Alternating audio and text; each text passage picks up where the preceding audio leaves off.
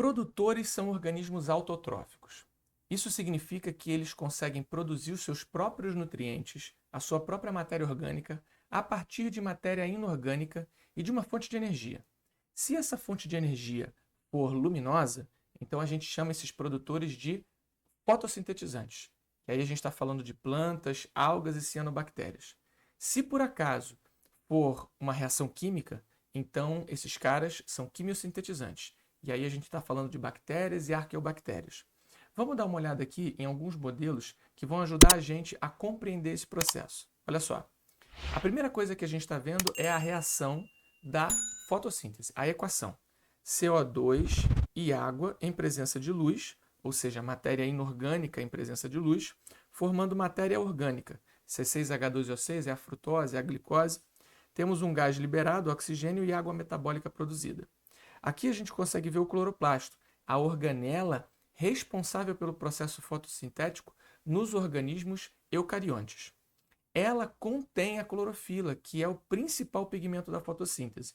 Então a equação e esse modelo são relacionados.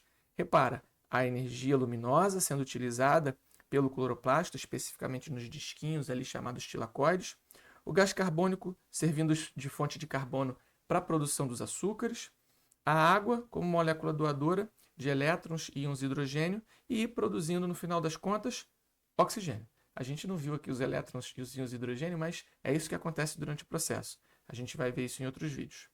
Aqui embaixo, a gente consegue observar uma representação da quimiossíntese.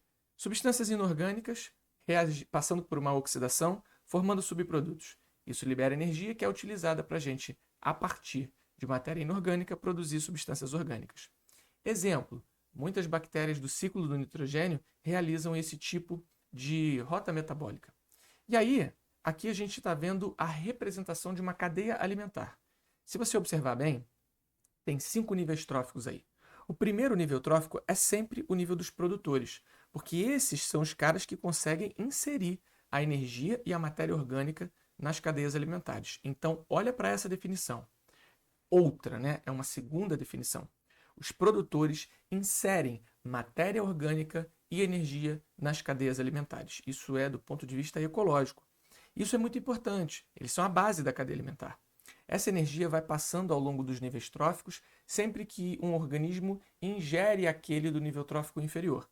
Aqui, por exemplo, o gavião é o organismo do 5º nível trófico, ele ingere a cobra, que está ocupando o 4º nível trófico, que ingere o sapo no 3º nível trófico, que ingere o gafanhoto do 2º nível trófico, que ingere o capim, que é o produtor e faz parte do 1º nível trófico. Cada organismo vai sempre precisar de energia nas suas próprias, para gerenciar as suas próprias reações químicas. E como nada é perfeito, nenhum sistema é perfeito, a energia sempre vai ser perdida para o ambiente, principalmente sob a forma de calor. Isso significa que a letrinha E aqui, mostra que boa parte dessa energia vai ser liberada. Então, entre consumo e perda, a gente não vai ter a passagem total da energia de cada nível trófico para o próximo nível trófico. Isso faz com que a gente consiga representar a passagem dessa energia através de uma pirâmide de energia. Observando atentamente, a gente vai notar que o produtor ele tem uma base, né? É o primeiro nível trófico, maior do que os consumidores primários, que é maior do que os secundários, que é maior do que o terciário e o quaternário. Isso porque, como eu disse, a energia ela vai sempre ser perdida ao longo dos níveis tróficos e tem uma consequência para isso. Não vai ser possível a existência de cadeias alimentares com muitos níveis tróficos. 10, 15, 20 níveis tróficos, isso não vai acontecer porque simplesmente não sobra energia para os níveis tróficos muito distantes dos produtores. Isso faz, inclusive, com que consumidores de topo de cadeia precisem ingerir maior número de indivíduos ali abaixo deles. Quando a gente se alimenta diretamente dos produtores, a gente obtém mais energia. Não necessariamente nutrientes plásticos, né, como proteínas, por exemplo, mas nutrientes energéticos, como carboidratos, como lipídios, ok? Mas principalmente os carboidratos.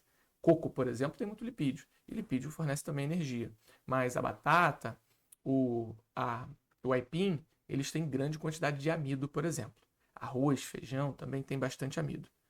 Show de bola? Então a gente entendeu que os produtores Eles fabricam matéria orgânica a partir de matéria inorgânica. Ó, vamos dividir a palavrinha aqui, ó. Auto. Auto significa próprio e trófos significa nutrição. Então, os autotróficos, eles produzem os seus próprios nutrientes. Show de bola? Espero ter te ajudado. Espero continuar contribuindo para os seus estudos. E o que eu sempre desejo para mim, desejo para você também. Bons estudos. Valeu? Até a próxima.